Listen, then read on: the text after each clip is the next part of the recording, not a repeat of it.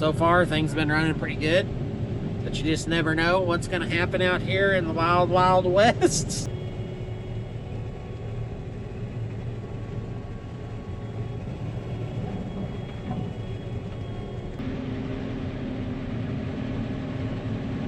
Well, you're watching The Wild West Farmer. My name is Casey. This here is Colby. Today is November the 3rd, and we got a super special video to show y'all today. This is Colby's first official cotton crop that's his. So we're gonna be working here today and tomorrow. That's why it's later in the afternoon. So y'all stay tuned and y'all watch Colby's very first harvest come in. Hopefully it'll go smooth. Oh yeah. Looks like you've been super blessed. Big blessing to be at this point. We'll count the modules at the end of the day. We'll find out. Hopefully there's a bunch of them. Oh man, the joys of cotton harvest. You gotta like it though. So this right here is Colby's very first basket of cotton that he's ever harvested, right? Yep. Of your own. On my own. Feel bad I'm sitting in the wrong seat right now. It's got to get out of here somehow. Yeah, sure. I'm not a great cameraman, so there it goes right there. Looks like Albert already caught one out of the other strippers, so got the first third of a module out of the field.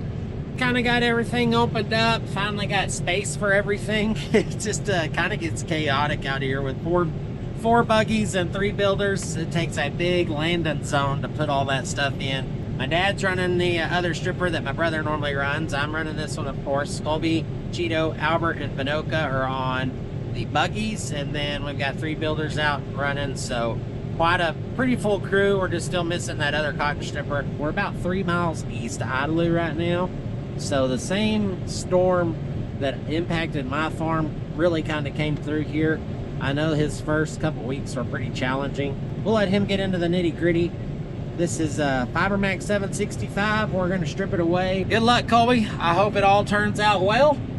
I guess in the next 24 hours, you'll officially have your very first cotton crop harvested ever.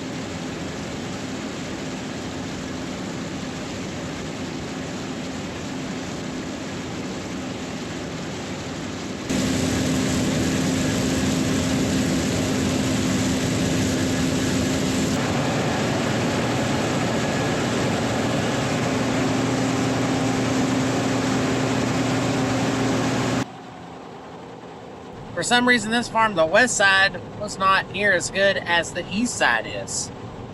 You can see the cotton over here is just a lot thicker, come up a lot better. I think that really is going to limit the yield on this farm, as the west side just didn't come up good.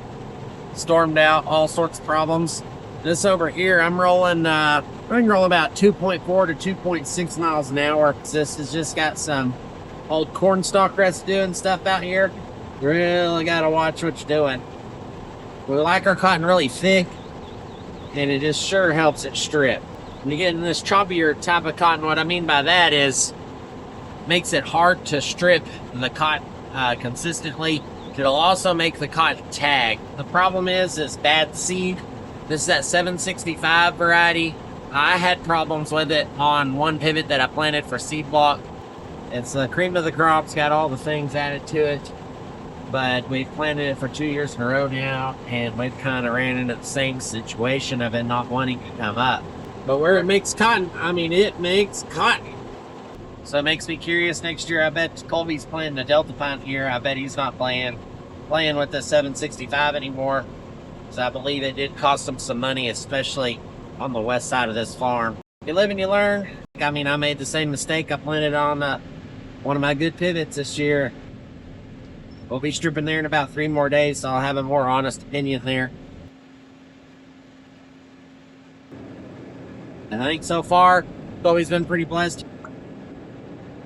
He's made 2 bales so far on this 50 acres. Because we've got 9 modules packed out, so it's a little over 2 bales, and we've still got a third of the farm. So still might be making 3 bales, which is nothing to shake a stick at. It's a really big blessing. So super pumped for Colby there to be able to reap a good harvest.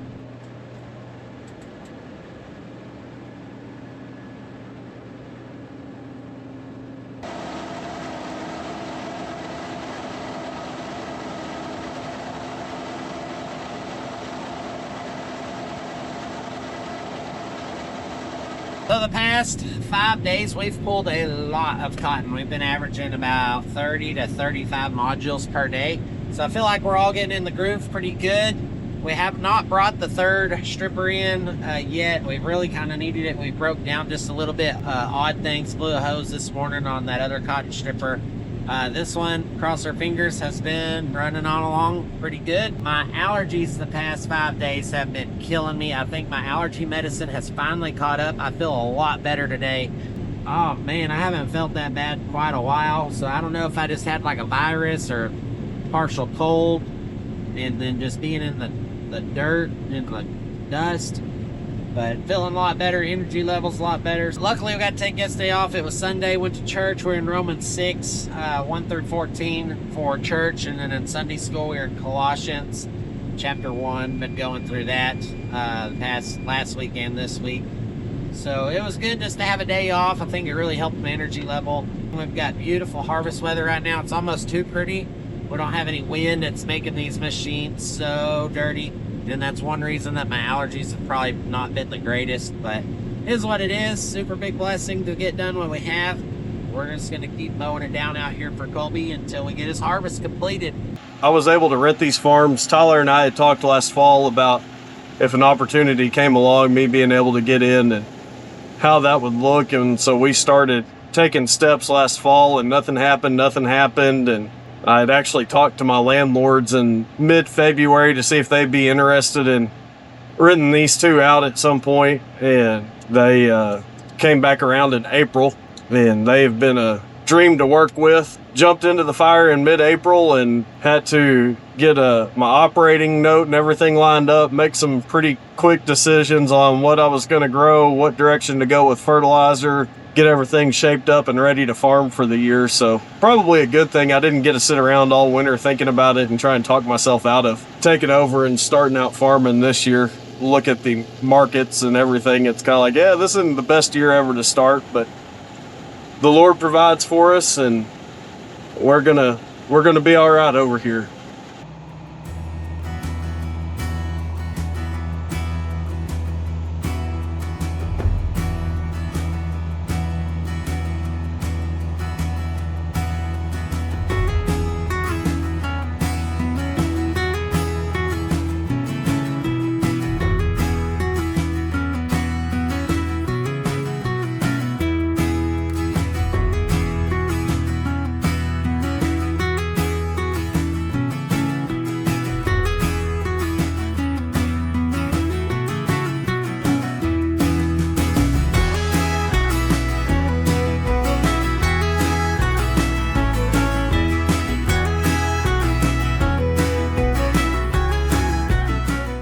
Got her choked up again.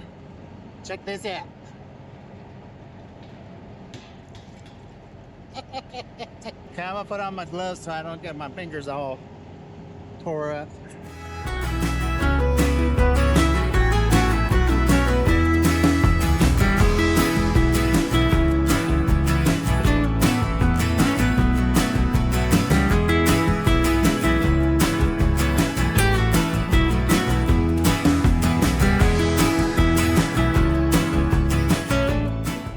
That right there is my wrench to turn this.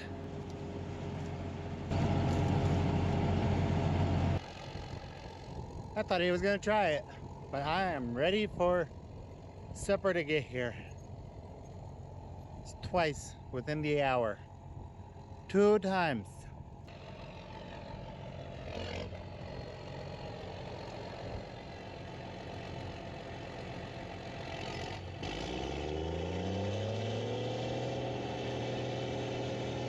Woohoo! Got it!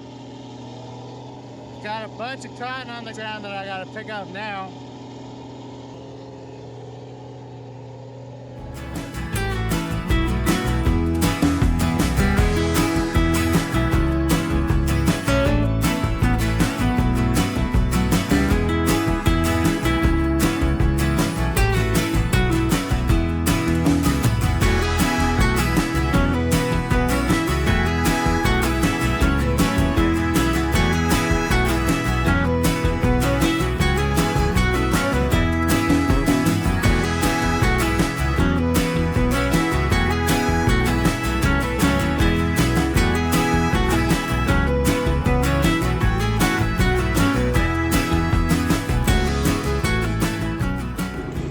Well, it's the best time of the day. Supper time.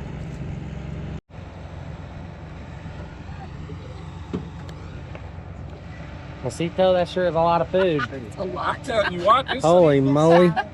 More stuff.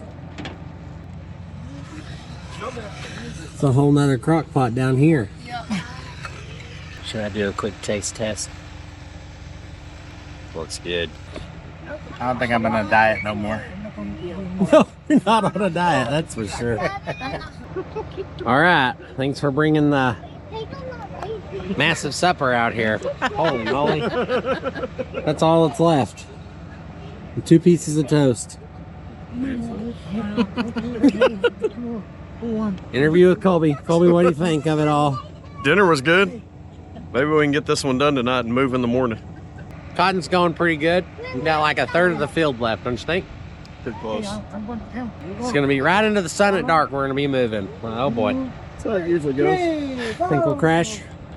Probably. Okay, back in the saddle.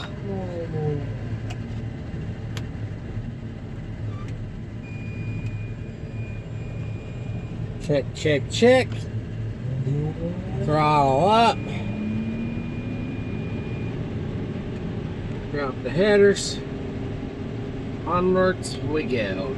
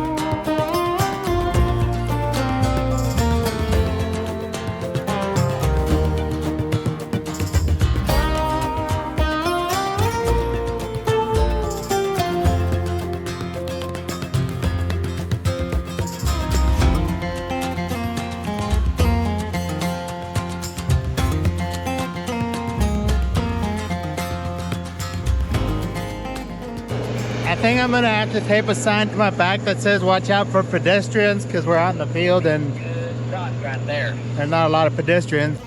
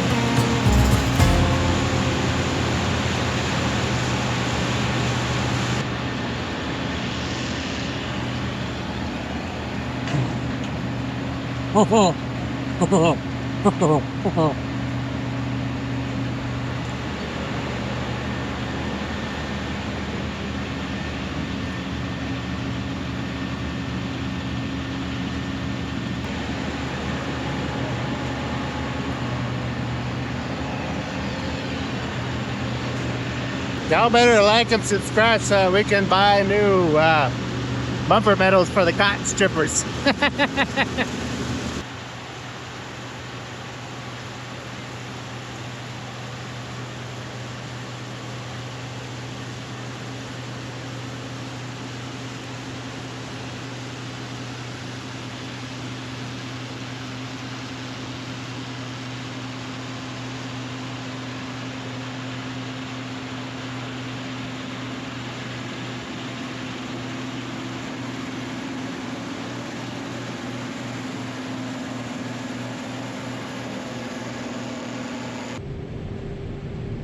There's Chester Cheeto right there. Let me tell y'all what, Cheeto, he works his tail off for this YouTube channel here. He gets a lot of action shots, so thanks for all the hard work.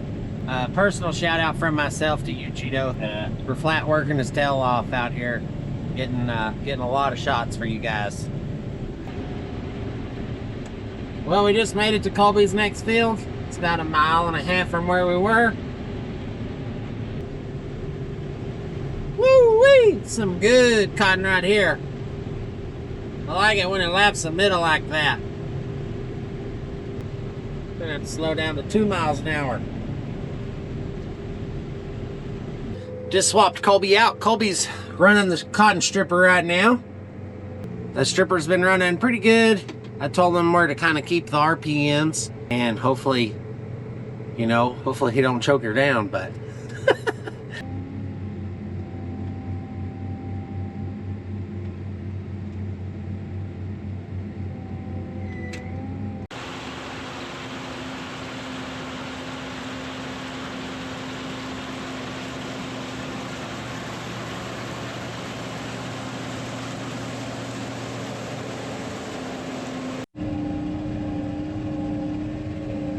I'm gonna throw her in.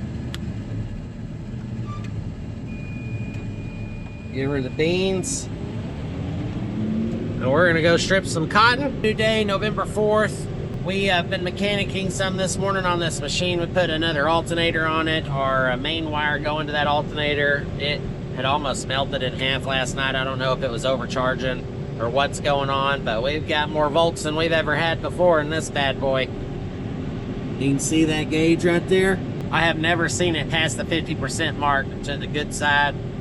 So it's like I'm driving a new one. But Colby's got a camera. He's going to tell y'all his story today about how he got farming and all that stuff. So we're going to tune into him. So I guess since this is my first time really being on the channel, I'll fill in a little information about myself. I actually grew up about 35 miles from here in Plainview. Did not grow up on the farm.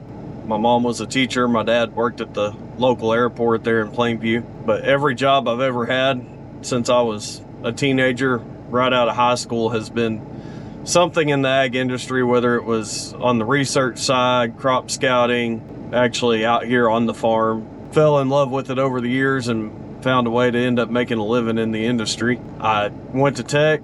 I have my bachelor's and my master's degree. My undergrad was agriculture and applied economics, and my master's was in plant and soil science. Tyler needed somebody full-time, so I was able to take that position, and I've been back full-time for 7 years. I think, if we all remember right, I think I've known Tyler for about 16 years and Casey about a year and a half less than that. Met them at church and college, and funny how God has plans for you that you would never dream of, but 15 years later, I'm out here working every day, and they've been kind enough and gracious enough to help get me started farming a little bit on my own, and have been excited for the opportunity.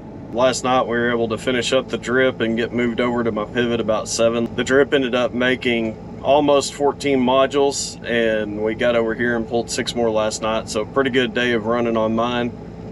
We should be out of here in a few hours. All of my cotton was FiberMax 765. Kind of had a rough start. It was planted it was dry, tried to water it up, and then it got cool and had some emergence issues, and then June 6th everything got a hail on it, so it got thinned out a little bit more. So 14 modules on the drip, I couldn't imagine anything better coming of it.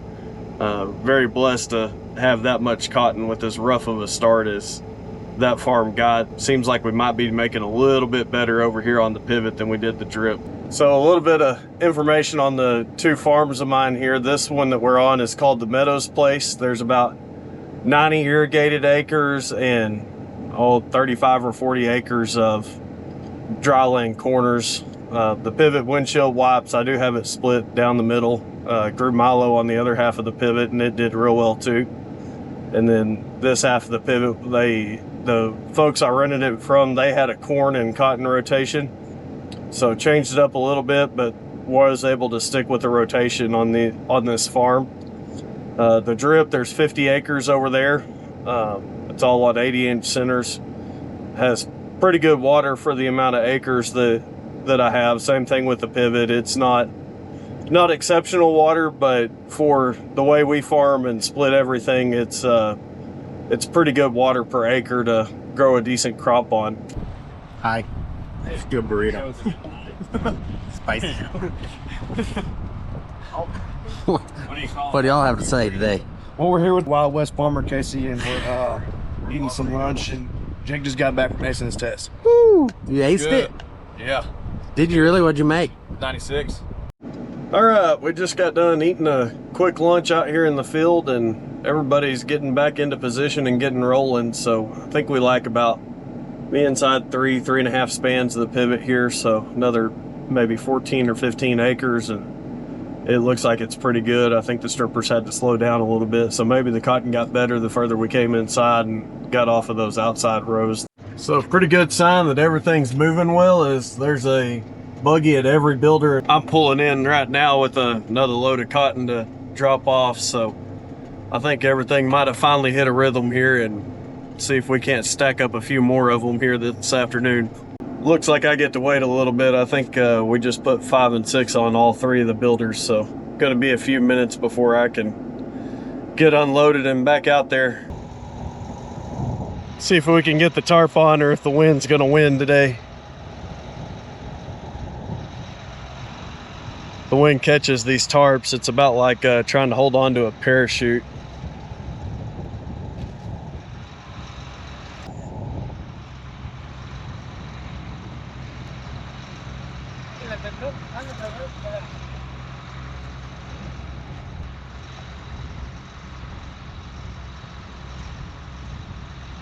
All right, so finally got unloaded.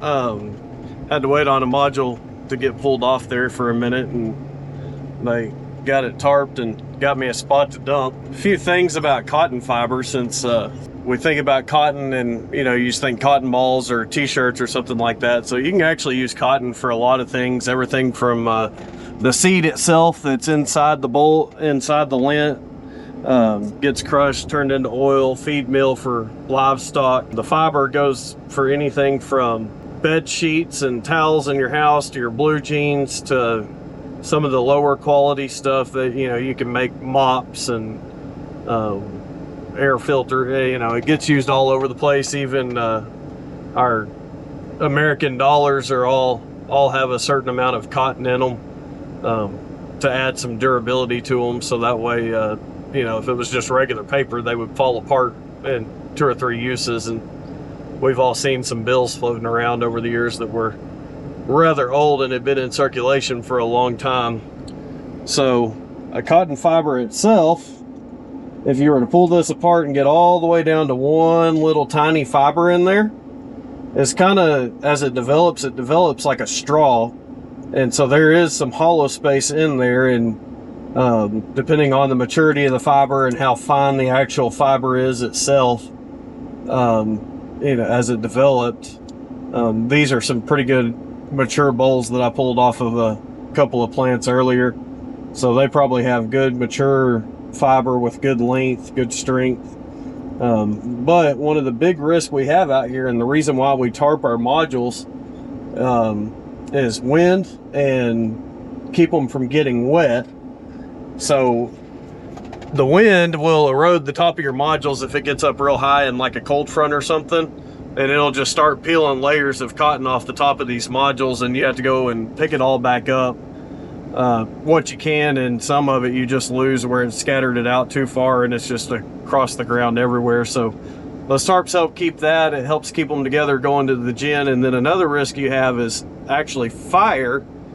So if they get wet, if you have a real heavy dew, or if you catch a rain before they're picked up and hauled to the gin, the heat from the germination of the seed in the modules create enough heat to ignite the fiber. So the fiber, since it develops like a straw, there's actually air in the middle. So if you think back to elementary school and learning the fire triangle, you now have fuel, you have a heat source, and the third side of the triangle is oxygen. So if there's oxygen trapped in the fibers, even though it's packed as tight as we could pack them with these builders, it can actually catch fire, and a module will burn from the inside out.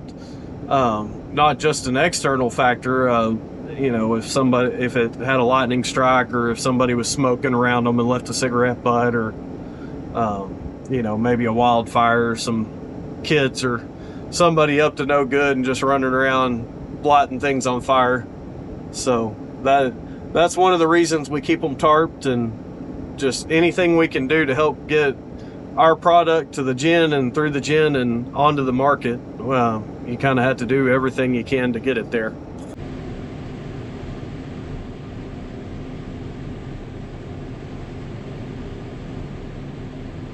These are the last 8 rows of Colby's irrigated pivot. He's got like 32 acres of dry land right here. We're gonna strip for him before we move out of here.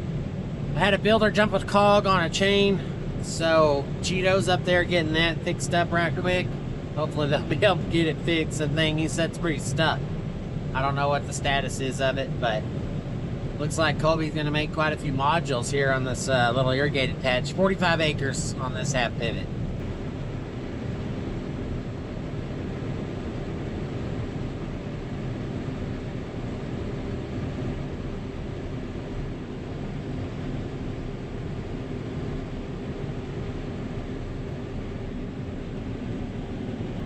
Any luck up there, Cheeto? Kind of getting to loosening the nut. He's getting the chains loosened off. Hey, around here, something's always having a problem or broke a little bit. So Cheeto is standing on top of his pickup trying to line a module builder ram back up that jumped the cog and got out of line a little bit. So we're gonna stop here and see if we can't help him get this thing lined back up. Say hi, Cheeto. Hi. This is not very fun. I'm actually standing inside the module builder at the moment. What happened was the bridge here got out of line. It's not square, so it won't roll back and forth. So we're having to loosen the chains off so that we can get it to jump back in line. Pretty good sized nut on the end of these chains that holds it all together and keeps tension on everything. So Inch and a half. takes a little bit of effort to get them broke loose.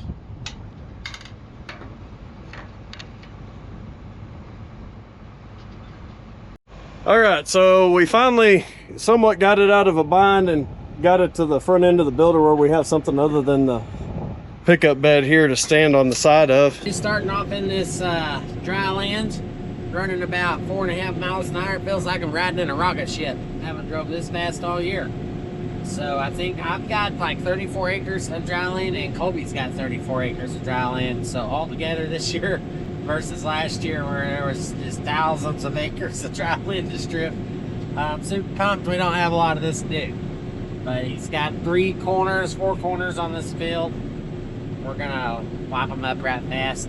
Have to be careful, we got some highline wires going through here. So you definitely don't want to be dumping a stripper underneath them highline wires. But kind of fast and furious, we'll get her licked up. We finished up the irrigated. I think we're gonna end up with 13 full-size modules. Put a little extra on the last 2 or 3 so that way we didn't have a short module going into the dry land. We're repositioning the builders. There's these dry land corners, there's lots of rocks, and there's some old fence down there in the tree line, and just stuff kind of laying everywhere. So we're gonna have to space them out real good just in case there is a fire. Maybe we can get it all spaced out to where if we do have that problem that we're won't be in too bad a shape. Don't want to stack them up real close and then start having fire jumping them. How you doing, Cheeto? Is it moving? Slowly. There's a big old water column in here, and that's what caused it to hop.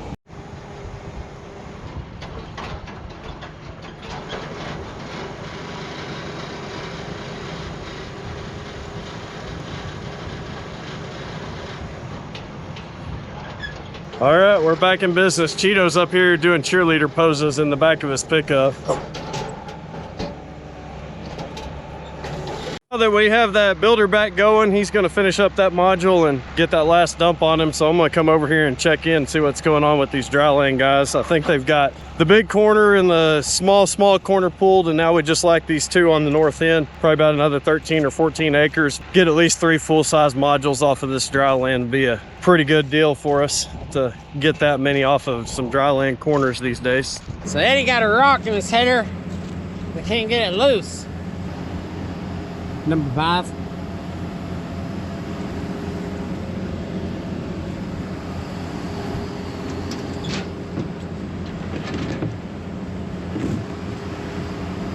It's right there.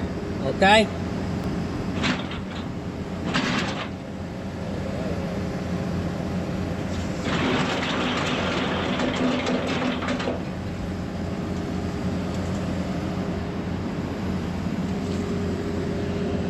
It's right here.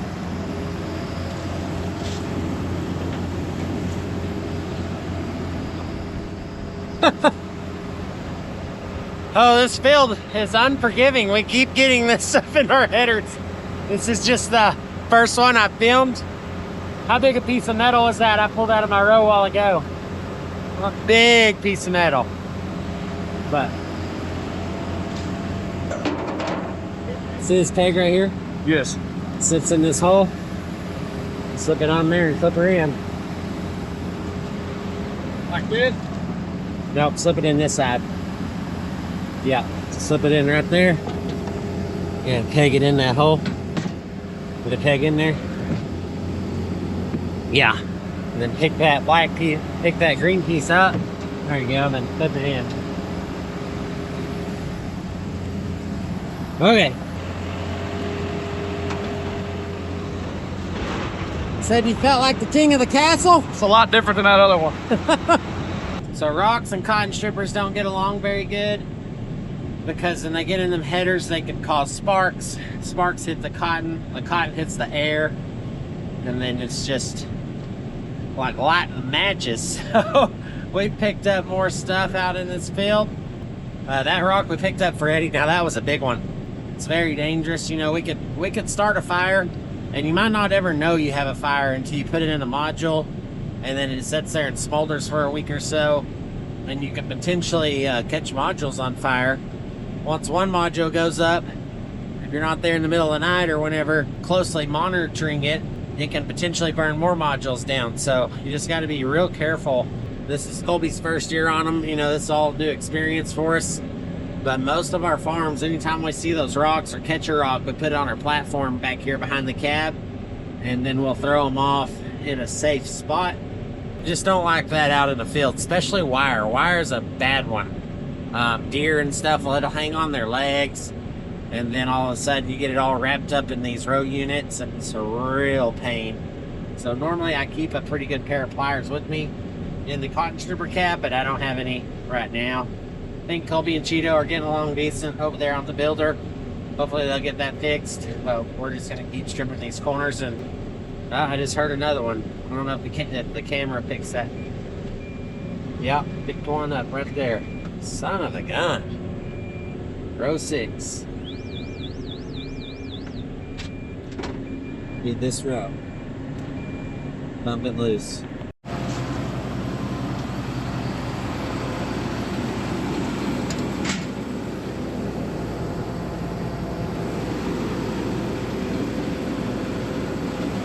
The stump. You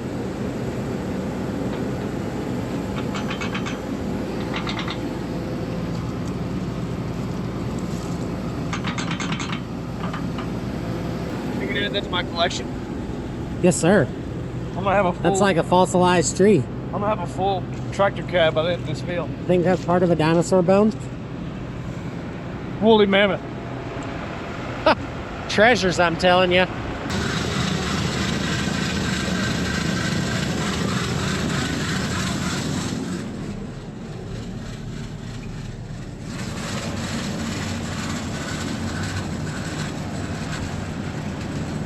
This is getting to be excessive. Goodness gracious. I mean, what do we got here? We got something. Uh-oh.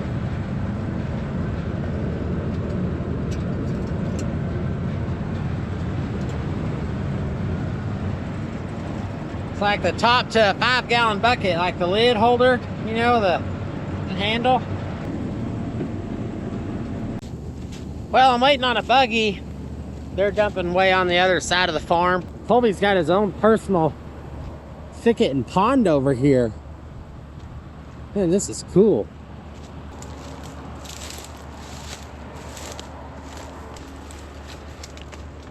Not really West Texas here, holy cow. Could find like a herd of pigs or, you know, a deer.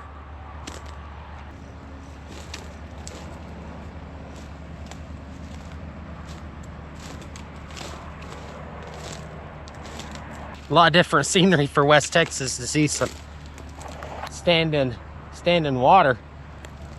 Looks like we might have a turkey in here. Oh yeah, that's what it is. There's turkey feathers everywhere. Goodness, it's thick.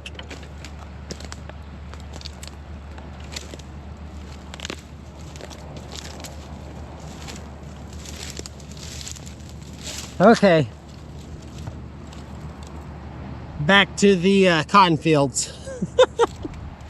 Well, we're about done over here. Just a few more passes here in the dry land and a little bit of cleanup. I think we're going to end up with 13 full-sized modules on the irrigated and 3 full-sized modules on the dry land. Just rough math in my head, that's real good yields on these farms.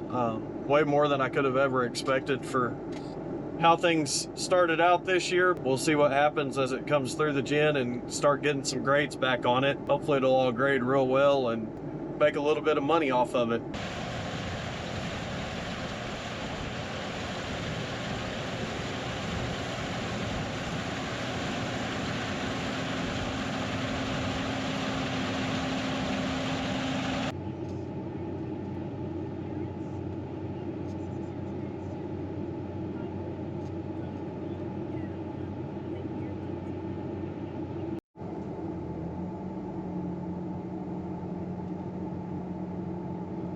Well, this is the last one of my first cotton crop. We'll see if we can do it without making a big mess to have to get out and clean up since we already picked everything else up.